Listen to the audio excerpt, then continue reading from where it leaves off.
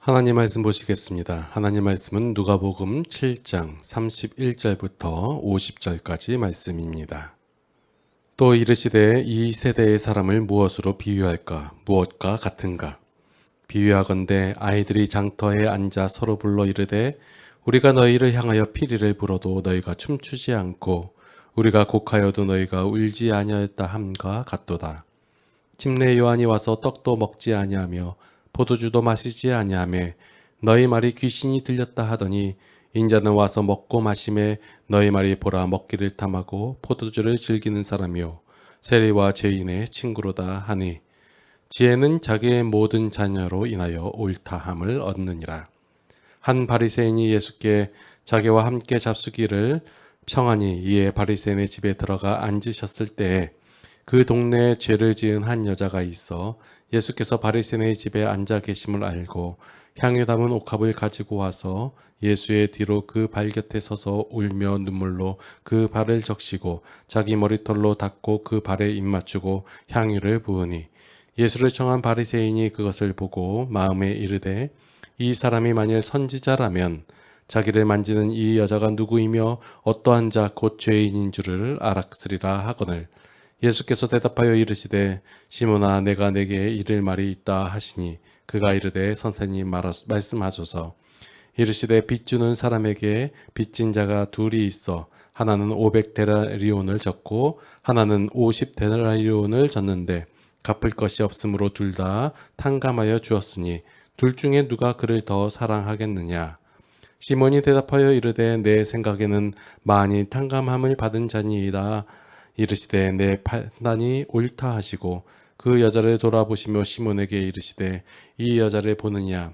내가 내 집에 들어올 때 너는 내게 발 씻을 물도 주지 아니하였으되 이 여자는 눈물로 내 발을 적시고 그 머리털로 닦았으며 너는 내게 입맞추지 아니하였으되 그는 내가 들어올 때부터 내 발에 입맞추기를 그치지 아니하였으며 너는 내 머리에 감람유도 붓지 아니하였으되 그는 내 향유를 내 발에 부었느니라. 이러므로 내가 내게 말하노니 그의 많은 죄가 사하여졌도다. 이는 그의 사랑함이 많음이라. 사함을 받는 일이 적은 자는 적게 사랑하느니라. 이에 여자에게 이르시되 내 죄 사함을 받았느니라 하시니 함께 앉아 있는 자들이 속으로 말하되 이가 누구이기에 죄도 사하는가 하더라. 예수께서 여자에게 이르시되 내 믿음이 너를 구원하였으니 평안히 가라 하시니라. 아멘. 저는 목사입니다. 목사님들 사이에서 좀 자유롭다 그런 편에 속하는 목사입니다. 제 이러한 자유로움에 대해서 사람들의 반응이 두 가지로 나타나는데 하나는 자유롭다, 개혁적이다, 요즘 시대 사람 같다라는 것과 다른 하나는 목사 같지 않다, 경건함이나 아니면 그런 목사다운 모습이 안 보인다. 똑같은 모습과 똑같은 행동을 하는데 사람들은 그에 대한 평가를 다르게 나타냅니다. 오늘 말씀해 보니까 이런 판단들이 나와요. 사람들은 날이 추우면 더운 것을 바라고요. 더우면 또 추위를 바랍니다. 오늘 본문 말씀해 보니까 사람들이 피리를 부는데 춤추지 않고 곡하여도 울지 아니함과 같다라고 말하고 있어요. 피리를 분다는 것은 축제이며 즐거움을 상징하는 거예요. 그런데 춤을 추지 않는 것은 이 즐거움에 참여하지 않겠다라는 것이고 곡을 한다는 것, 그러니까 슬피 운다는 거죠. 이것은 슬픔이며 고통이에요. 울지 않겠다라는 것은 그 슬픔을 받아들이지 않겠다는 거예요. 자, 똑같은 내용에 지금 상반된 모습이 나타나고 있는 거예요. 춤을 춰야 마땅한데 춤추지 않고, 슬퍼해야 하는데 슬퍼하지 아니하고. 예수님과 침례 요한에 대한 평가도 상반이 되는 거예요. 침례 요한은 와서 안 먹고 안 마시고 그래요. 예수님께서 오셔가지고 사람들과 어울리고 잘 먹고 그러세요. 안 먹으면 안 먹는다고 뭐라 그러고 먹으면 먹는다고 뭐라고 합니다.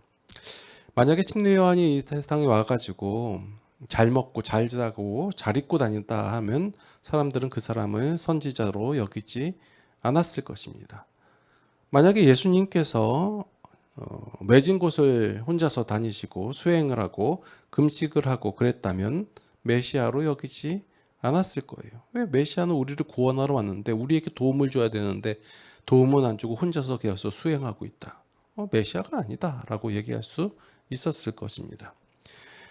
이러한 사람들의 모습에 대한 결론이 35절에 나오는 거예요. 지혜는 자기의 모든 자녀로 인하여 옳다함을 얻느니라. 지혜가 자식이 있다라는 것이 아니라 여기서 자녀라고 표현된 것이 결론, 결과를 말하는 거예요. 그래서 지혜는 그 결과로 그 자신이 옳다함을 말한다라는 거예요.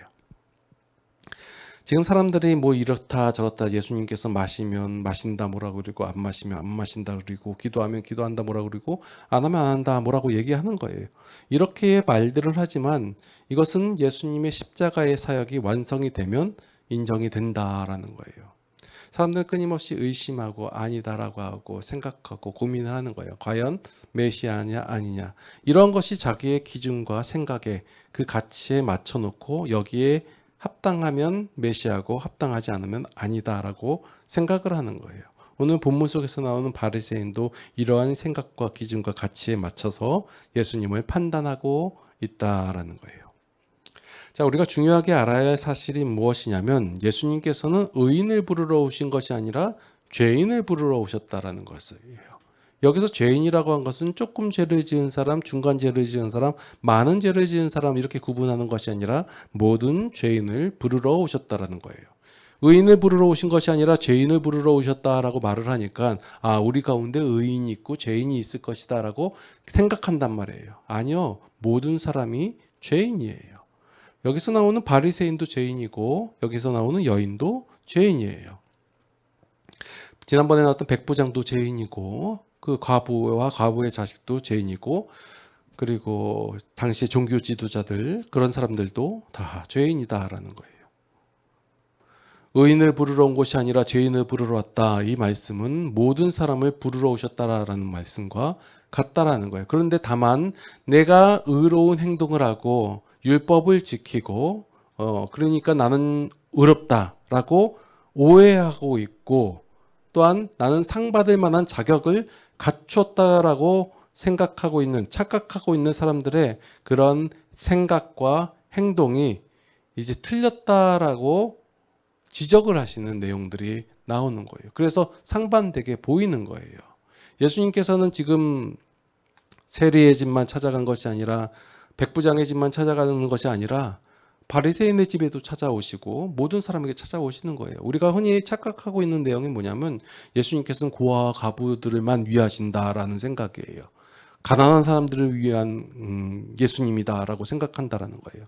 아니요, 모든 사람을 위하여 오셨다라는 거예요. 그런데 있는 사람들이 율법을 지키는 사람들이 나는 의롭다라고 그런 행함으로 말미암아 나는 의로움을 받았다라고 착각하고 있으니까 오해하고 있으니까 그에 대해서 반대되는 모습을 보여주므로 너희가 생각하는 것이 잘못된 것이다 착각하고 있는 것이다라고 그러한 것을 보여주시는 거예요. 그래서 예수님께서는 세리의 집에도 가시는 것이고 바리새인의 집에도 가시는 거예요. 그래서 여러분들이 갖고 있는 예수님 무조건 가난한 자의 편, 약자의 편 이런 편견을 버리라라는 거예요. 예수님은 누구를 만나러 가신 거예요? 죄인을 만나러 가신 거예요. 세리의 집에도 죄인을 만나러 가신 것이고 바리새인의 집에도 죄인을 만나러 가시는 거예요. 이러한 생각, 이런 편견이 무엇이냐면 우리가 생각하기에 하나님께서는 무조건 교회의 편이다, 기독교의 편이다 라고 생각하는 거예요. 아니면 하나님께서는 무조건 내 편을 들어주실 것이다 라는 거예요. 그래서 어떤 무슨 경쟁을 할 때 기독교인이 우승을 해야 되고 잘 돼야 되고 내 사업이 잘 돼야 되고 내 하는 일이 잘 돼야 된다는 거예요. 왜? 하나님은 내 편이시니까. 아니요, 하나님은 모든 사람의 편이에요. 이렇게 얘기하면 사람들이 참 싫어해요. 왜냐하면 능력 있고 위대하신 하나님께서 내가 그 하나님을 섬기고 내가 봉사하고 헌신을 하는데 그 하나님이 내 편이 돼야지. 왜 안 그러냐라고 얘기하면 싫어해요. 근데 어떻게 해요? 하나님께서는 죄인을 부르러 오셨다 해요. 아니에요. 하나님은 죄인을 위하세요. 여러분들 생각 속에서 그러니까 그 기독교가 왜곡이 되고 하나님에 대해서 오해가 생기는 것이고 하나님을 착각하게 섬기고 있다라는 거예요. 오늘 본문 속에 나온 바리새인이 나와요. 이 바리새인을 보면 지난번에 어떤 종교 지도자들보다는 조금 나은 것 같아요. 왜냐하면 예수님을 초청한 것이 아니라 예수님 주변에 있는 사람들을 다 초청해서 불러들인 거거든요. 식사를 대접한 것 같아요. 여기서는 차별이 존재하지 않는 거예요. 그 예수님은 지금 보면 당시에 뭐 계급 이런 거에 보면 단지 목수의 아들이고 일반인이에요. 그리고 뭐 어부도 있고 뭐 세리도 있고 이런 사람들을 다 불러가지고 초청했단 말이에요. 바리새인 입장에서 이건 굉장히 오픈된 마인드고 차별이 없이 그 사람들을 대한 거예요. 나중에 보면 그 사도행전에서 보면 베드로가 그 이방인 고넬료의 그 초청을 받았을 때 받기 전에 나는 유대인이니까 이방인 집에 가면 안 됩니다라고 얘기를 해요. 이런 생각이 있는 사람들이에요. 보면 유대인들은 그 사회 내에서도 계급이 있고 차별이 있어요. 그 어부이고 첨하다고 여겨지는 그런 직업을 가진 사람들이 이방인들을 차별하는 거고 또 당시의 종교 지도자들은 이런 일반인들을 차별을 하는 거예요. 그런데 이 바리새인은 그런 거를 생각하지 않고 모두 초청했단 말이에요. 인격적으로만 이런 거 굉장히 그 좀 성숙한 그런 죄인이라고 여겨지는 거예요. 보면 여기 온 동네 사람들이 아는 죄인이라고 낙인 찍힌 이 여자가 그 초청의 자리에도 왔었고, 그리고 이 여자가 예수님께 향유를 붓고 있고 이런 행동하는 것을 그냥 보고만 있어요. 그리고 속으로 생각하는 거예요. 대놓고 저 여자가 어떤 죄인인 줄 알았으면 예수님 알겠습니다. 뭐 몰랐냐 이런 얘기를 대놓고 안 하고 그냥 속으로 판단하고 속으로 생각해요. 얼마나 그 인격적이에요. 좀 인성이 괜찮은 그나마 괜찮은 죄인이다라는 거예요. 자, 오늘 바리새인이 속으로 생각하는 장면이 나와요. 뭘 생각하냐면 예수님께서 만약에 선지자라면 그 이 여인의 정체뿐만 아니라 지금 하고 있는 이 행동을 못하게 하고 쫓아냈을 것이다 라고 생각을 하는 거예요. 그런데 예수님께서 아무런 행동도 안 하시고 그냥 얘 여인이 하는 대로 그냥 가만히 내버려 주시는 장면을 보니까 내가 생각한 이 예수님은 내가 알고 있는 이 선지자가 아닐 것 같다라고 생각을 하는 거예요. 당시에 유대인들이 생각하는 선지자는 어떤 신기한 능력이 있는 사람이에요. 예수님께서 오셔가지고 병을 고치고 귀신을 내쫓고 하니까 신기한 능력이 있다. 옛날부터 신기한 능력이 있는 사람은 하나님께로부터 보냄을 받은 자 선지자였다. 그러니까 이 예수님도 선지자였을 것이다 라고 생각을 하고 있는 거예요. 그래서 당시 유대인들이 생각하는 선지자는 이런 신기한 능력이 있고 신의 대리자이고 특별한 능력을 가지고 그 신의 율법을 완수하는 자라고 생각을 했던 거예요. 그런데 예수님께서 행동하는 거 보면 능력이 있어요. 실력이 있고 그리고 말씀도 좋아 보여요. 그런데 율법을 안 지키는 것 같단 말이에요. 그래서 헷갈리는 거예요. 예수님도 그럴 것이다 라고 생각했는데 선지자였으면 어떻게 해요? 십자가 사건이 있을 때 달리지 말아야 되고 달리는 자리에 갔으면 뛰어내려서 살아서 돌아와야지. 그래야지 선지자이고 메시아라고 생각했는데 사람들은 그렇게 기대를 갖고 있었는데 그런 예수님께서는 그러한 상황에서 그런 사람들이 원하는 선지자의 모습으로 나타난 게 아니라 그냥 달려 돌아가시고 말하는 거예요. 그러니까 사람들이 갖고 있던 기대가 다 무너져 버리는 거예요. 이게 바로 일반적인 죄인들의 생각이고 가치예요. 그런데 우리도 이 예수님을, 이 하나님을 이러한 가치와 잣대를 가지고 바라본다라는 거예요. 나의 삶의 능력을 보여주시는 자, 나의 삶의 기적을 일으켜 주시는 자.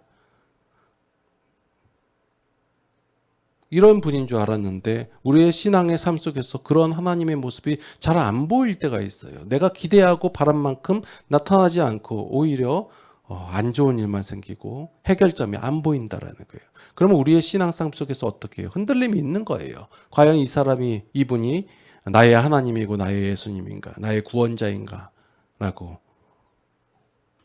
이러한 신앙의 삶의 반복이니까 결국은 십자가 사건을 경험하면서 우리가 무너져 버리는 거예요, 이 계대가. 이러한 죄인의 생각과 가치를 갖고 있는 이들에게 예수님께서는 하나님의 원리와 가치를 말씀하시는 거예요. 그것이 40절 이후에 나오는 거예요. 이 40절 이후에 나오는 구절들은 그 기독교의 성격을 가장 정확하게 표현한 구절이라고 볼 수 있어요. 하나님과 인간과의 관계에서 하나님께서 어떻게 반응하시냐가 바로 기독교의 내용이며 신앙 방식을 결정하게 된다라는 거예요. 자, 오늘 빚진 자가 있어요. 그런데 그 빚진 사람이 갚을 길이 없는 거예요. 도무지 갚을 수가 없는 거예요.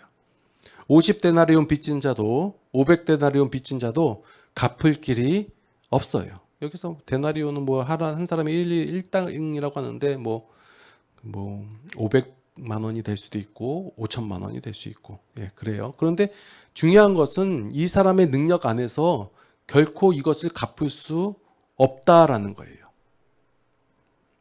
그런데 그 빚진 것을 탕감해 줬다라는 거예요. 예수님께서는 이 사람들의 어떤 행동에 따라서 다르게 대우하시지 않는다라는 거예요. 예수님께서 은혜를 주실 때에도, 자 보면 50데나리온, 500데나리온 빚진 자를 탕감해 줄 때 그들이 얼마나 불쌍하게 보였냐, 아니면 어떻게 가능성이 보였냐, 이런 거 하나도 내용이 없어요. 그냥 탕감해 줬다라는 내용이 나오는 거예요. 그런데 우리는 생각하기를 예수님께서, 하나님께서 우리에게 은혜를 주실 때는 우리가 얼마나 더 불쌍히 보여야 하고 얼마나 간절하며 얼마나 더 하나님께 헌신하겠다고 서약을 했는지 아니면 다짐을 했는지 이것을 보여주려고 자꾸 노력한다는 말이에요. 그런데 그런 거하고 상관없이 은혜를 주신다라는 거예요. 그러니까 우리가 어떤 그 반응을 보이거나 행동을 하거나 아니면 공로를 세우거나 이렇게 해가지고 보여줌으로 말미암아 하나님께서 우리에게 은혜를 차등적으로 주시는 것이 아니에요. 너는 조금 헌신했으니까 조금 은혜를 주고, 너는 많이 헌신했으니까 난 많은 은혜를 줄게. 아니에요. 하나님께서는 동일하게 은혜를 주시는 거예요. 또한 이 은혜를 주신 이후에 그 사람의 반응에 따라서 그 은혜를 취소하거나 바꾸시지 않으신다라는 거예요. 내가 너에게 큰 은혜를 줬는데 너 보니까 감사하는 마음이 없어. 너 보니까 하나님 나의 앞에 헌신하거나 어떤 그 보여주는 모습이 부족해 해가지고 그 은혜를 철회한다거나 아니면 은혜를 바꾼다거나 그런 모습이 안 보이신다라는 거예요. 오늘 본문에서 보면 이 여인은 자신이 큰 은혜를 받은 줄을 알고, 어떤 은혜인지 모르겠어요. 은혜를 받았대요. 그래서 그 은혜를 받은 줄을 알고 예수님을 위하여 자신의 모든 것을 드리고 있는 장면이 나와요. 그것을 보고 이제 그 시몬에게, 그러니까 바리새인에게 얘기하는 거예요. 자, 누가 더 은혜 받은 자냐라고 물어보니까 500데나리온 빚진 자입니다 라고 얘기해요. 이 시몬은 옳은 말을 하였으나 그 예수님께 어떠한 감사나 섬김을 하지 않았다는 거예요. 그렇다고 해서 예수님께서 이 여인에게 너는 지금 그 은혜 받은 표현을 잘했다 해가지고 어떤 추가적인 은혜나 보상을 주신 것이 아니에요. 뭐 내용은 알았지만 그 어떤 은혜에 대한 표현도 안 하는 시몬에게 어떤 벌을 내리시거나 아니면 징계를 내리시지 않았다예요. 오늘 중요한 얘기를 할 거예요. 우리는 우리의 신앙이나 우리의 종교관이나 우리의 신앙생활에 뿌리 깊게 박혀 있는 것이 무엇이냐면 나의 공로나 헌신이나 행동이나 반응에 의해서 은혜가 오고 은혜가 완성될 것이다라고 생각되어진다라는 거예요. 그러나 하나님께서는 우리에게 그렇게 행하지 않으셨다라는 거예요. 이 여인은 하나님께로부터 은혜를 받았기에 이미 받았어요. 그 받은 은혜가 무엇인지를 알기 때문에 그 큰 기쁨을 누리고 있다라는 거예요. 그렇기 때문에 더 이상의 것이 필요 없다예요. 우리가 믿는 이 기독교는 어떤 인간의 공로를 말하는 그런 종교가 아니에요. 어떠한 상이나 어떠한 그 면류관 이런 것을 말하는 종교가 아니에요. 너무 이곳이 치중이 되어 있어요. 네가 헌신을 하면, 왜냐하면 우리가 목표를 세우고 그 목표를 이루기 위해서 노력을 하기 때문에 그 수단으로서의 그 종교가 되어버렸어요. 그래서 네가 어떤 그 헌신을 하고 순교를 하고 그러면 하늘에서 상이 클 것이다 라고 해요. 기독교는 철저하게 상 받기 위해서 면류관을 얻기 위해서 노력하고 애쓰는 종교가 아니에요. 은혜를 받은 자가 그 은혜를 알았을 때 그 아는 것을 나타내는 현상이 나타나는 종교, 그것이 바로 기독교예요. 이 여인이 하나님께로부터 은혜를 받았어요. 그 은혜를 깨달았어요. 알게 되니까 그 은혜가 감격스러운 거예요. 그래서 그 은혜를 표현하고 나타내는 것이 오늘 본문 속에서 나타나는 내용들이다라는 거예요. 우리에게 큰 문제가 있었어요. 그것을 어떤 사람은 어떤 질병의 문제, 금전적인 문제, 어떤 여러 가지 문제로 나타낼 수 있어요. 그러나 가장 큰 문제인 우리 죄와 죄의 문제, 하나님과의 단절된 문제, 하나님을 알지 못하는 이 큰 문제, 이것을 하나님께서 해결해 주셨습니다. 이것을 아는 사실을, 이 사실을 아는 자가 기쁨이 있는 것이고 감사하는 것이고 표현한다라는 거예요. 이것이 기독교의 핵심이에요. 이것을 모르니까, 이 구원의 문제를 모르니까 자꾸 다른 기쁨을 갖고 오는 것이고 다른 생각을 갖고 온다라는 거예요. 그러니까 너희는 감사해라. 감사하면 또 감사할 거리가 생길 것이다. 너희가 표현을 하고 하나님을 섬기고 하나님께 헌신을 하면 하나님께서 더 큰 복을 주실 것이다 라고 착각하게 하고 다른 말을 하는 거예요. 우리는 도무지 갚을 수 없는 빚을 진 자들인데 하나님의 은혜로 말미암아 이러한 것이 탕감받은 자들이에요. 이것이 우리의 기쁨이고 자랑이에요. 이 받은 은혜를 많이 깨달은 자들이, 많이 아는 자들이 그 아는 만큼 기뻐하고 감사하며 누린다라는 거예요. 그래서 기독교는 어떤 표대를 향하여, 목적을 향하여 달려가는 자들이 아니라 이미 이루어진 것을 알고 표현하며 누리는 자들이라는 거예요. 더 많이 알으셔서, 더 많이 깨달으셔서 더 많이 감사하시고 기뻐하시고 누리시기를 예수님의 이름으로 축원합니다. 기도하시겠습니다. 하나님의 은혜에, 하나님의 사랑에 참으로 감사를 드립니다. 하나님께서는 우리에게 은혜를 더하여 주심에도 불구하고 우리는 그 은혜를 모릅니다. 모를 때가 많습니다. 오해할 때가 많습니다. 하나님, 이런 저희들을 불쌍히 여겨 주시옵소서. 하나님의 은혜를 날마다 깨닫게 하여 주시옵고 그 은혜에 감격하며 감사하며 기뻐하며 누리며 살아가는 우리 모든 성도들이 되게 하여 주시옵소서. 이제는 우리 주 예수 그리스도의 무한하신 은혜와 하나님 아버지의 극진하신 사랑하심과 성령님의 감화 감동 교통 인도 보호 역사하심이 이제 하나님을 알아서 그 은혜를 깨달아서 그 은혜를 감격하며 기뻐하며 감사하며 누리며 살아가기를 원하는 모든 성도들 머리 위에 이제로부터 영원토록 함께 하시옵기를 간절히 축원하옵나이다. 아멘.